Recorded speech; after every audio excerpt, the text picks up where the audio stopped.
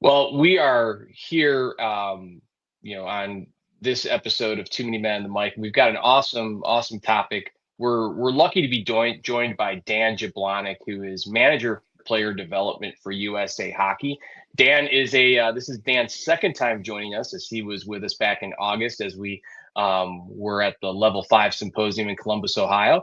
And Drew, I think I speak for you as well, and probably a lot of folks out there. We've got a great topic that people are going to be really interested in, and it's an opportunity for for growth amongst not just players and coaches but parents as well. So why don't we go ahead and bring Dan in, and let's get this conversation started. Dan, it is great to see you. I wore my 2022 Nationals hat just in your honor. I think Drew's got a 2024, right? You've got the 2024 hat, so I do. I've got a more recent than me. A week in Vegas playing hockey. Nice. Yeah, we were up in Michigan in 2022. It was a blast. So Thanks for joining us today, man. Yeah, no, I appreciate it, man, and it's appreciate you guys repping the USA Hockey swag as well, and all good stuff. And I love that you got your tagline on there, right there, Coach Jared. All good stuff. Yeah. I think that's what it's all about.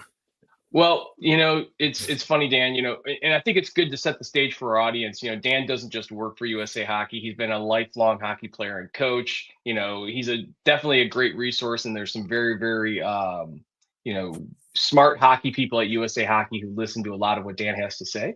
And so we figure that for our audience, you've been a great guest for us in the past. And really, we've got a topic that I think can be a little touchy at times. In this day and age with TikTok and social media, there's a lot of negativity that you see on, parent behavior, and not just in youth hockey, and all across youth sports. And there's probably a lot of different triggers to that behavior. But I think that we're going to take a different spin on it today and talk about, not just, hey, this is what a parent should and shouldn't do, but really the importance of it to their players and to their children. Not just in the moment of that game or that season, but really, setting an example for one day when your children become parents of youth sports, whether it's hockey, soccer, or baseball. So, let's just jump in right to it and talk about USA Hockey's stance on this. USA Hockey actually has a parent handbook that is available via download, and it covers a lot of topics. But tell us a little bit about the USA Hockey philosophy, stance, and support for parents, and we'll just let the conversation go from there. Yeah, appreciate it, Jared. Thank you. First of all, I just want to start off and kind of backtrack a little bit. And you mentioned, my colleagues at USA Hockey. I'm so fortunate. I work with some incredible people, as you know, and they've been guests of yours. But I think when we look at that and developing any team, when you work with some incredible humans like I do, and the leadership that we have from our hockey development department and Bob Mancini and obviously Pat Kelleher and Mike Trimboli as president, it just sets the stage of trying to provide the best possible experience that we can for every kid, and very passionate about this subject right now. And it's perfect timing because, as you mentioned, we have a parent handbook, but I think when we look at that, there's always ways that how can we deliver this even better in the changing landscape? And I think that's important for us. As you know, hockey's changed dramatically in the last couple of years. The players are even more skilled, they're smarter, it's faster on all levels, right? When we look at it, it's not just youth hockey, it's girls hockey, it's sled, it's all the different disciplines that come in that. And so we're looking at, hey, how do we actually look at each player as their own experiment, right? Every player is a development experiment of one, and how do we actually tailor that? Because your path as a coach and as a parent might be different than, say, my family. So how do we actually, and I love that you talked about it, it's not a tell-all, but here's some actually reference points of this is what to look for when you start in as a new parent. As we know, when you go from 6U to 8U, and now all of a sudden you get into a little more of the team dynamic at 10, things change a little bit. We want to make sure we're setting these parents up for, hey, what does good coaching look like in today's landscape? Here's some things that you can look at. Here's some questions you can ask. How can you actually look at supporting your child. And we'll dive into that, I'm sure, a little bit later, especially, you guys have been coaching a long time and you see that the questions that come up on the car ride home or the car ride to the event. And it's just, what are some best practices that we've learned to really look at it through the lens of that child, so they can develop on their own. And I love one of the topics that we talk about is, at what point does, that transfer of responsibility go from essentially from the parent getting the kid there to the player really taking responsibility. And that's a key point for us as they get older and get into, say, 13, 14.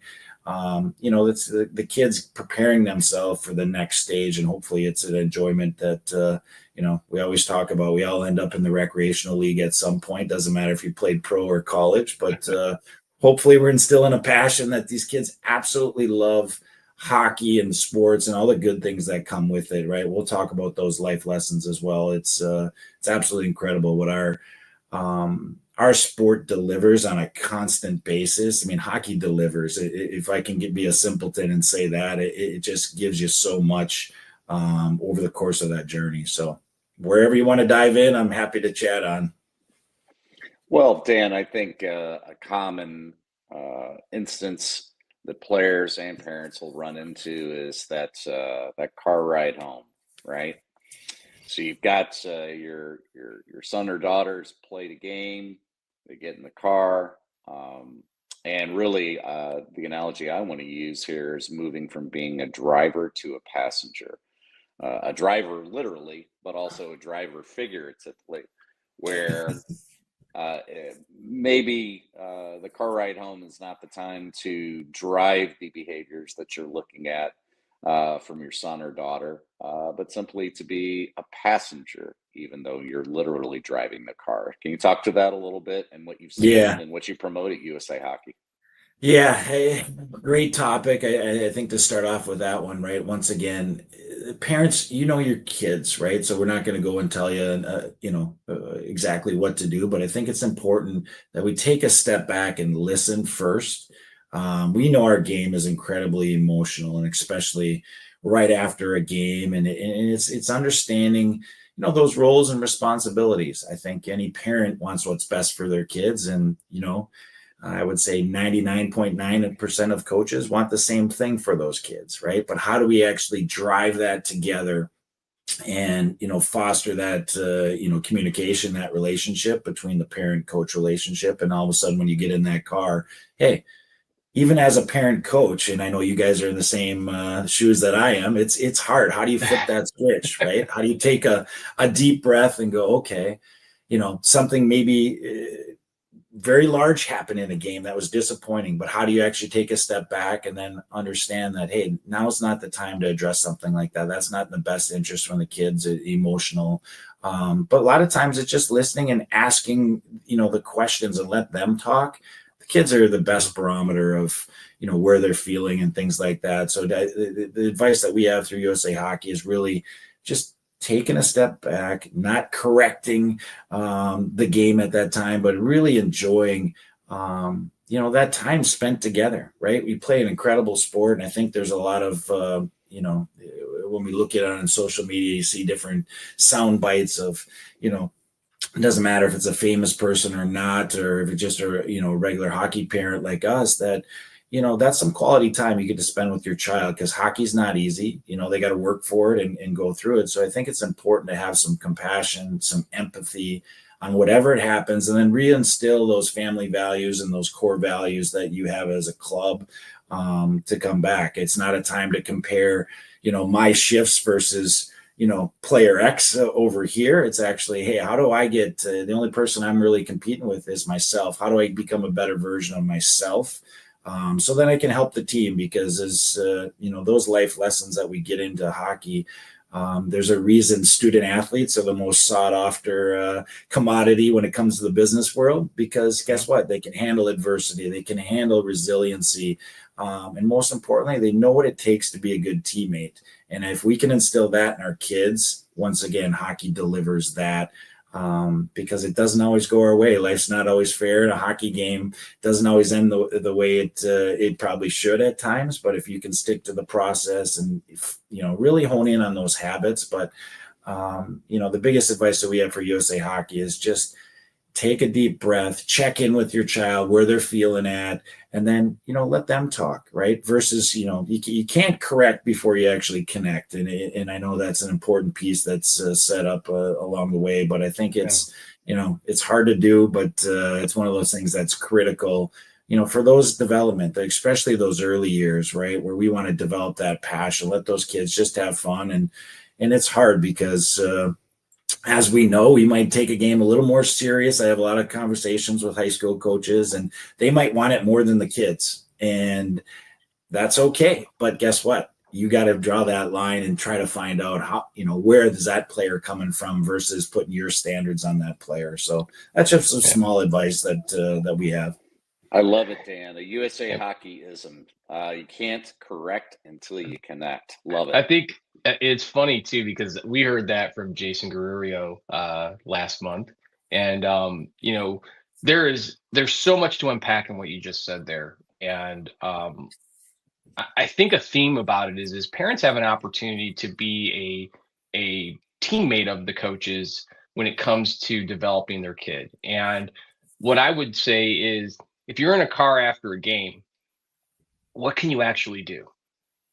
Like, maybe your son or daughter, missed a goal opportunity. Well, you can't fix that sitting behind the windshield right now. At least I hope you try not to. And I think it's so incredibly important and insightful what you said, is just to ask them, hey, did you have fun? How did you feel about the game?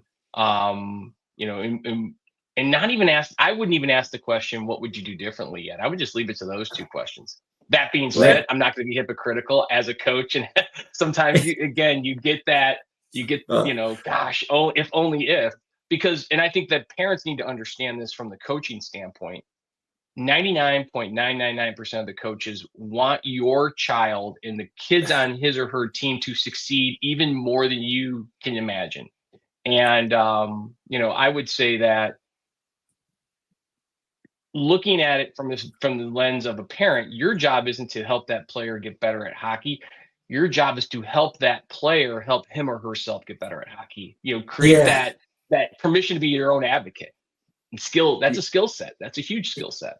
Yeah, in a short story, Jared, like it's so important, right? And every coach, every parent, you have your own mechanisms to diffuse that or bring that emotion down, or whatever it does. If it's walking around the rink one time before you get in the car or whatever. Personally, when I was coaching in Sweden, it was literally a probably 4-minute car ride back to our house, and it's just not fair to your significant other, because I was still wound up from the game, and I get home and I'm still thinking about the game, and I'm in another planet, and it's not fair to that person in that relationship, right? So it took a while. I'm a slow learner, but it's like, okay, I'm not going to actually drive home. I'm going to walk home that 30 minutes versus the 5-minute car ride. In Sweden, it was actually great because they have trails everywhere. You can't do that everywhere in America, but It was a night and day difference that I got everything out of my head. So then I can actually be invested in those conversations when I get home and be present. And I think that's an important piece, just as a parent, that I'm not making it about me, not doing all that stuff as a coach. How do we actually make again that it's about the child and seeing it through their lens, and how to help them figure out those problems. We can't solve the problems for our kids, but we can help guide them. And I think that's a huge distinction. It's interesting because, I think parents, I've never really met a parent who didn't want the best for their child. And so what parents have to realize, especially in youth sports, sometimes when you're over advocating, or you're trying to, do things that you think are going to help your child, they create this inverse. It's like ironic that you're trying to do too much, and it's actually creating a situation where either you're handicapping your kid from getting better, or you're creating a persona for yourself that we know that this happens, and parents have to realize it sometimes, especially as kids get older and teams become more competitive to get on, coaches, and I'll raise my hand, and I know Drew will say this as well, coaches look at the total package. and the parents come with the kids, at least until sometimes until they're 30, depending on the kid. But like, you have to look at this as, understanding the impact that your behavior, not just for your child, but for the team at large and for the coaches. Coaches owe their energy, their efforts to not just your child, but to the entire team. And so if you bring a situation where you're going to maybe detract from them giving 100% to other players, that's going to create a problem. It doesn't matter how many goals your player can score. It really doesn't. So, yeah. I love that. Go ahead. I was just gonna say, I love that you use the word energy. I'll just quickly mention that because I think it's so important, right? Like, hey, something might happen in a game, and it's how you react to it. Exactly to that point where, if you're calm and figure out a way, hey, we're going to keep doing this the right way, and it's no problem. The players take the same persona that you do as a coach, and it's the same thing for a parent. If you're calm and something happens in a game that's not going your way, hey, stay as patient, as calm as you can, and address it that way. I think that goes a long way as well. So we got to take a quick break, and when we come back, we're going to talk about tips and tactics parents can help create a well-rounded player, both from a on-ice standpoint to off-ice standpoint, and really help create self-advocates. So we'll be back with Dan Jablonic of USA Hockey and Too Many Men on the Mic on luinfo.com and AM 590 KLIS. We're back with Dan Jablonic with USA Hockey. Dan, we've been talking about parent handbooks. We've been talking about supporting your child as a parent. What are some behaviors that parents can encourage with their players? It could be something very simple, but what tips do you have out there that parents who are listening can begin to adopt for the rest of the hockey season with their players? Yeah, I think great question when we look at this, right? Like just talking with your kids, and we know that confidence is king in our game. And the more we can ask our players and ask your child, like, hey, what instills confidence in you? What gives you confidence? And just having those conversations with your child, you can relay those messages, to your coach. And hopefully a lot of coaches are taking it one step further, and they're actually doing a preseason and a midseason and hopefully a postseason questionnaire to ask those kind of questions, because it's more than just the technical abilities of these players. It's asking, hey, not only what instills it, but what takes it away. Some kids, they can be, they want to be corrected right away. Some kids, hey, they want to be corrected in a setting where it's multiple kids. So finding out those things and asking those questions to your child, and then relaying those information, to your coaches, that helps. That really helps as a coach. I need to know where those players are at, as far as the confidence scale, right? And then also finding out, we're only getting a snapshot, as of those kids when they come to the rink.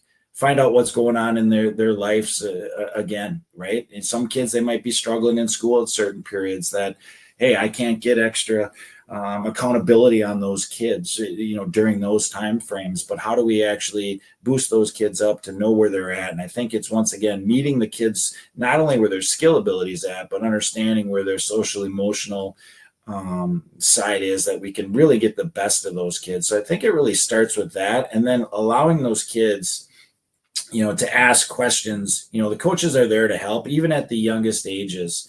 The more we can get those, those players to talk with their coaches, and once again, I understand it's a child-adult relationship, but how do we actually foster that a little bit? Hey, if you got a question on, why wasn't I in this, situation, or playing with this certain teammate? Hey, let the kid, even at the youngest ages, 10, 12, ask the coaches versus the parent fighting every battle for those kids. And you guys know that, coaching high school hockey, it's the players that love to ask questions and take some accountability of their own that really start to thrive as they go through it. So those are just a couple little tips that I can kind of think of at the top of our heads that we really try to promote. Let those players, especially when they get up to 13, that's where that transfer of responsibility really goes for those players. Like, hey, if I'm a hockey player at 13, what am I good at? What do I need to get better at? What's the plan that I'm going to actually put in place? How is my coach? How is my parent? How can they actually support that journey as they go through? I think those are the critical conversations, and always keep it in context of where that player's at. Because as we like to say at USA Hockey, you're only essentially a 12U player once. So let's make sure you're the best 12U player at that time to get the most out of that, because it goes so quick, right? Like all of a sudden you start out at 6U, 8U, and next thing you know, you got 12U's on your hand, and that's where I'm sitting right now. It's amazing how fast that journey goes with your kids. I love it.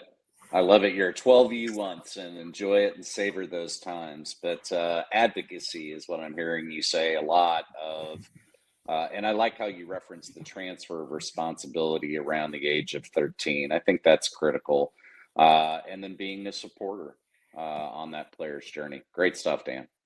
Yeah, no, I think when you look at that, right, like it's teaching the kids the younger levels. I mean, just give some more examples. I mean, hey, learning how to tie your skates. It's not easy, right? And allowing those kids to fail, I think that's a huge piece for them. And ideally, even with the younger ages, when it comes to skating, you don't want your skates double wrapped. I mean, you want these kids to get some ankle flexion, so it's a little bit looser. That's okay, right? Obviously, we don't want the foot falling out of the skate, but at the same time, allow these kids to try some things where it is hard for those kids, and build a culture as a coach around that, hey, we're trying, it's going to take a little bit more time. Parents, can we have your support that we're going to keep you from not tying their skates at least these first couple of weeks, just to let them try and see how it goes. If they need help, we can build this in. I think those little things go a long way, right?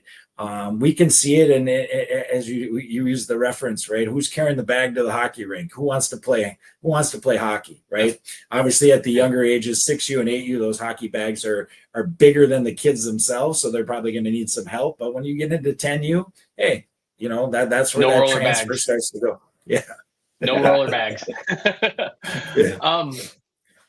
You sparked a thought with me there, Dan, because I think that we've so far focused in on what the parents can do, but the coaches can create an environment that kind of helps to maybe shepherd the parents a little bit. And I think coaches have to be very cognizant. In the USA Handbook, it actually talks about budgeting, because let's not bury our heads in the sand. It's a super expensive sport, and many of these parents are looking at it in some terms as a return on investment, which we know that is probably not it's never going to be a dollar for dollar.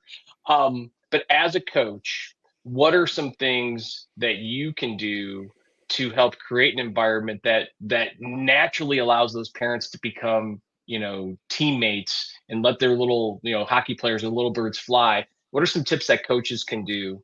Because we're not perfect either on this side of the equation. Yeah, I hear you. And I think that's the thing. Our sport, it doesn't matter if you're a couple years into it or, 20 plus years, you get humbled every day because there's a better way to do it, right? And especially there's some things that majority of our coaches are parent-led coaches across the country. And I think they're bringing a lot from their daily lives to make that experience even better. So I think our first thing that we'd love to see is, doesn't matter if you're the head coach, assistant, second assistant, or the team manager, you all play a role in that experience for those players. And I think it's important that communication starts with whoever's in charge. So it's the head coach communicating to the manager and saying, hey, you know what?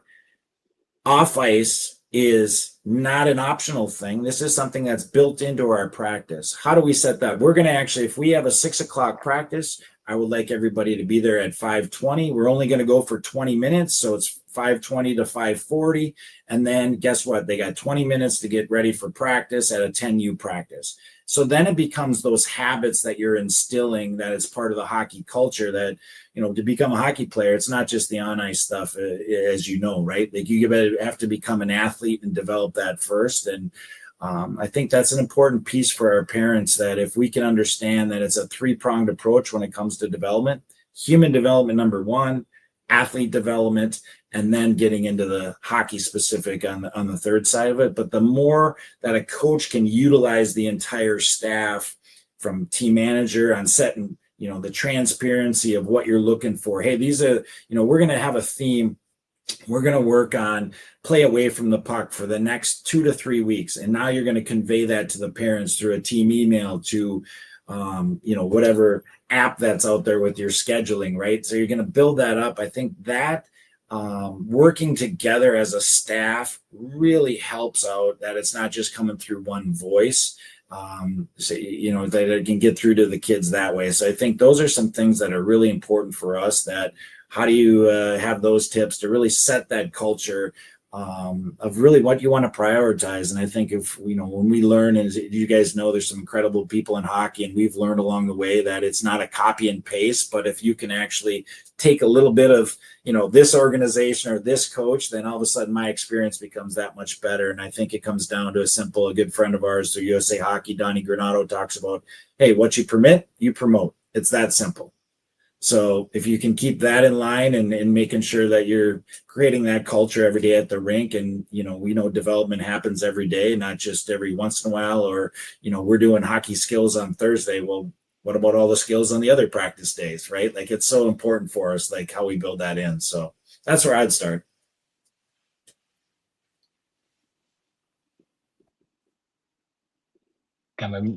Well, I think we've got time for one more topic before we want to jump into the drill and talk a little bit about that. And I think your segue on communicating practice themes is really, really spot on.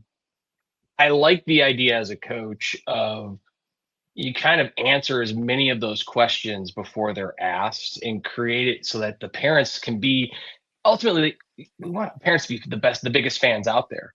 And I would ask you, like, what your thoughts are on, let's talk about the environment of the rink, because this is where a lot of the behaviors sometimes happen. I, as a coach, I get annoyed when I see parents kind of lining the glass, and I'm not always the biggest fan of a parent being in the penalty box. But just, the actual environment of the rink, some things that that USA Hockey promotes. I've always seen these posters of, you wouldn't go to your kid's math test and bang on the glass outside the classroom. Tell us a little bit about that, and then we can transition right into some fun stuff and looking at a drill for other coaches out there.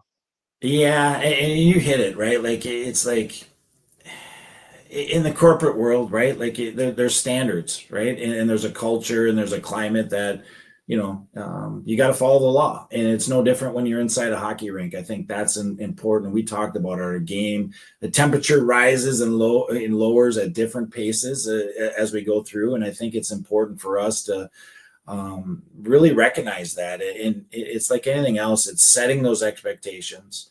And then also, how do you support it as you go through? And it's all relationship based that way. So I think it's important that, once again, we're role models in whatever we do as a coach, as a parent, and we set that standard. And the kids they understand energy systems, right? So if you got a parent that's super nervous or up in the stands and they got a stopwatch out, and unfortunately, it's, we've seen some incredible stuff, but it's almost like to reference Clint Eastwood in The Good, the Bad, the Ugly. I mean, it's a little bit of everything, right? And so how do we focus on that 95% that's incredibly good and get rid of that other 5% that can be really ugly at times? We've seen, from coaches or parents attacking officials and over the course of the years. And I think it's an important piece for us to, how do we step back, act like an adult, in a stressful situation, right? And really be that model for those players. It doesn't mean you're any less competitive or, don't want to win. It just means that, hey, you're setting a standard to set these kids up, for success long-term, not only in hockey, but in life. And I think that's important. Our motto with USA Hockey, we're not just trying to raise, incredibly skilled kids. I mean, if we're taking a team overseas, they got to be good humans first, right? They don't have time to, worry about some kid's character. If they don't have that, well, guess what? There's so many hockey players out right there. They're going to find somebody else. So I think that's important in that message to those parents. Like, we want to make sure, and we're so fortunate. I mean, our game is better than a lot of the other sports by a long shot when it comes to the people that you meet in our sport. It's absolutely incredible in what they'll do for you. So I think it's just getting back to those kind of things and removing yourself from this situation a little bit, and looking at, hey, these are some things that we can actually do, and have organizations that have an active hockey director, and hockey directors can't be there for every game, but guess what? Set up some, policies in place that you have some people looking out and saying, hey, this is what we all know, like if you go to another rink, you feel the temperature of that other team of, what they're cheering for or not cheering for. It's a big difference. And you want to be respected in your community and around the other areas. So the more that you can work together to develop that and instill in your kids, they're going to be set up for success long term. Dan, we've had mental health as a topic on the Too Many Men on the Mic show. We've had some great mental health coaches and experts as that's becoming a topic around youth hockey and even at the higher levels of the game. So I'm curious if you can share with our listeners just a little bit about any kind of special needs that a youth hockey player might have, and identifying really the best ways to communicate with them. Yeah, great question. I think, and I love that you talked about it. This isn't just for the high performance, right? The one percenters. This is every hockey player. It's just that where our society's at right now. I think it brought it to light during COVID when they took hockey away from us, and now to see where we're at, where, man, there's a lot going on in these kids' lives, and we're only getting a snapshot. So the more that we can actually, really find out what's going on with them besides the hockey is a huge thing. And I know you've talked about the mental health, but it's really the relationship and the ability. And we offer hockey director courses through USA Hockey and leadership courses. We actually bring in experts on performance and relationship, and besides just culture, it's actually how do you have a relationship to build upon that, where it's if you're having a snapshot of a kid during the day, how do you actually check in with that player, right? All of a sudden they show up to the rink and you ask them, hey, is 1 to 5, 5 being your best day, 1 being your worst, something as simple as that. If you got a kid sitting at a 1 or a 2, you got to find out what's going on. Maybe the best thing isn't to have that player on the ice, right? Each player is different. Some kids, maybe it is okay, but have those conversations. And that's why I can't stress enough. One person can't do all this, right?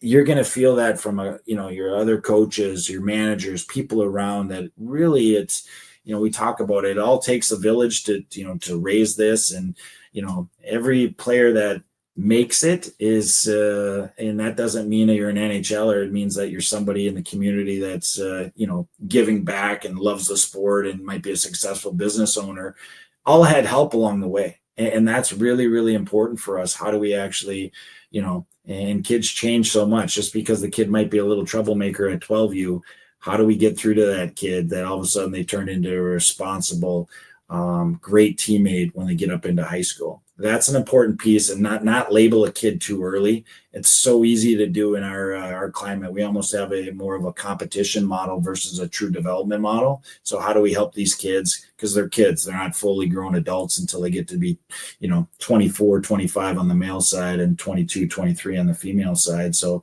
really keeping that in perspective. How do we teach? How do we actually nurture those kids as they go through? My wife would argue 49 is when you kind of fully develop. or never, right? Or never. Well, the thing, and hats off to Dan. This is why he's a pro. We do things in threes, and we heard you've got to connect before you can correct. We heard, I think what was the other ism that was in there? I missed. I wrote it. I was taking a hash mark, and then I was about to say it takes a village to make the number 3, and he took my thunder. So, but it absolutely takes a village. And I like how you finished with, we don't want to write we don't want to. The book's not over at 12, and parents have to realize, I think too, and coaches, like, we all come to hockey, to the rink, to our lives, to our jobs with certain, our past experiences drive what decisions we make. give a kid, give a parent, give a coach a chance. Every season's a new season. It's a new chance to write a new chapter. There you go, a new chance to write a new chapter. So that's a There little you go. overtime. There we go. Well, let's have a little fun here. We're starting a new segment where we're inviting coaches and hockey folks into the Too Many Men on the Mic website by building out a repository of cool drills and great drills. And so, Dan, I think you sent us over a drill. I did my best to kind of mimic it, and I'm gonna let you walk us through it here.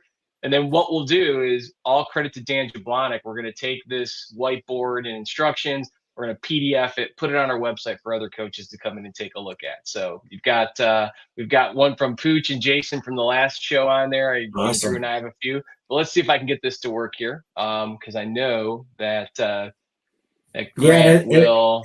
And as you're setting that up, the last thing I'd like to add, Jared, is just that we know how hard this is for the parents, and there's lots of resources out there from your local association to USA Hockey.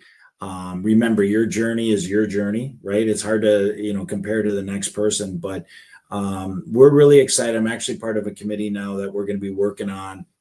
We got a great handbook for the beginning parent, but how do we actually, that landscape as it changes, right? And that shift that I mentioned from 10 to 12, and then all of a sudden 13, it's a little bit different as we go through. So it's some exciting things that'll be coming forward in the next, couple months through USA Hockey as we work through this as that landscape changes. How can we better prepare our parents and players and coaches for that landscape? And like I said, just giving some things to, bring some awareness to certain things, as you guys mentioned, because it's critical, and just keep asking questions.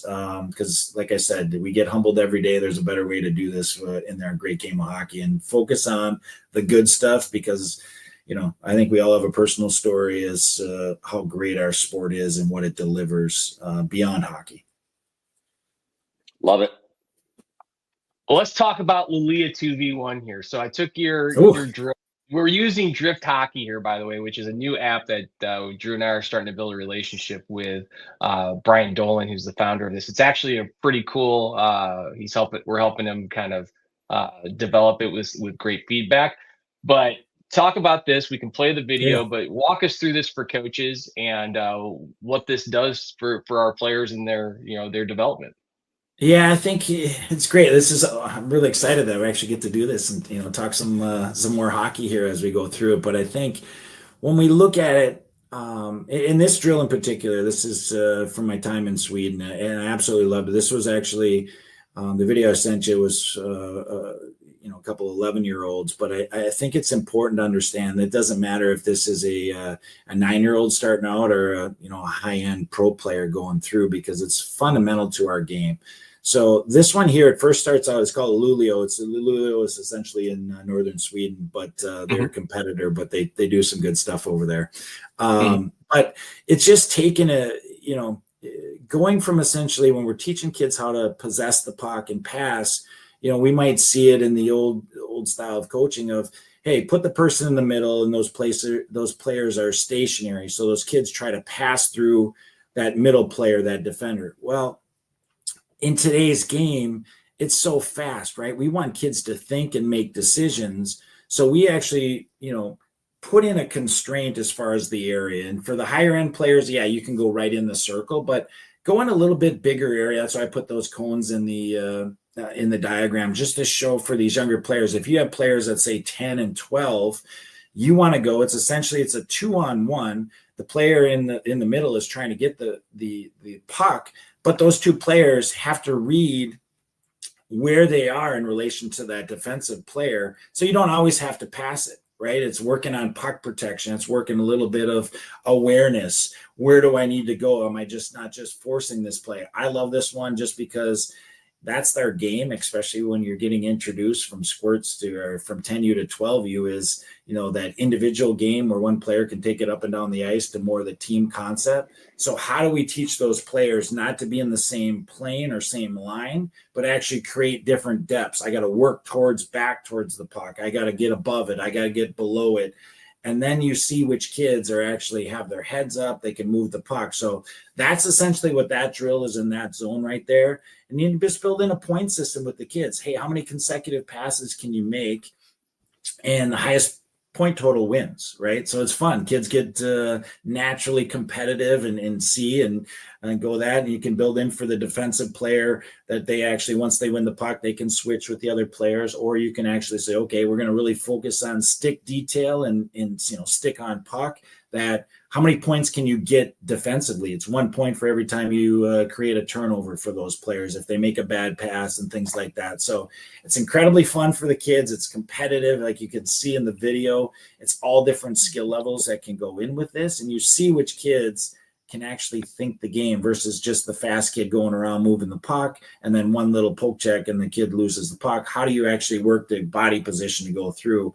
And what I built in with this drill is actually we like to do a 3-zone warm-up, because typically at the 12U age group, you don't get kids always super motivated to get on the ice, but when you're playing games, they're going to be there, right? So this one here is kind of fun. You start with the Lulio 2-on-1, and then you say you have all the black players on that one side, you take the players in the white jerseys on the other, and then have that shift go for 30 seconds. And then as the whistle blows, then they go out to the neutral zone. Those 3 players move up into the middle, and then they just work on puck control, overspeed, working on different types of moves, just getting to feel the puck. And the same thing with the white players do the same thing. And then on the next 30-second whistle, or even shorter if you want to go, they go into the far zone and they play a 3-on-3 game situations, kind of putting that all into play, where it's like, hey, you just worked on puck possession, you worked on awareness, scanning the ice. Now put it into play for 30 seconds in a 3-on-3 game. The whistle blows, those players in the end zone go all the way back down where they started. It just keeps continuous. So it's a 3-zone warm-up. When you got 2 teams on the ice, it works absolutely perfect. And like I said, we've done this from college teams to high school teams down to as young as 10U hockey. Really looking in. And I would highly recommend, if there's 1 or 2 key points that you really want to hit in with your players, doing that. But that's a great way to essentially get 15 minutes of your practice as a warm-up where kids are energized and getting things going. So that's our Lulio 2-on-1 with the kind of 3-zone warm-up. So we're running this tomorrow, Drew. We're running it tomorrow. I love how it's progressive and each one builds on the other to ultimately put you in a situation to put the 2 together when you're in the far end zone. I love those kinds of drills, Dan.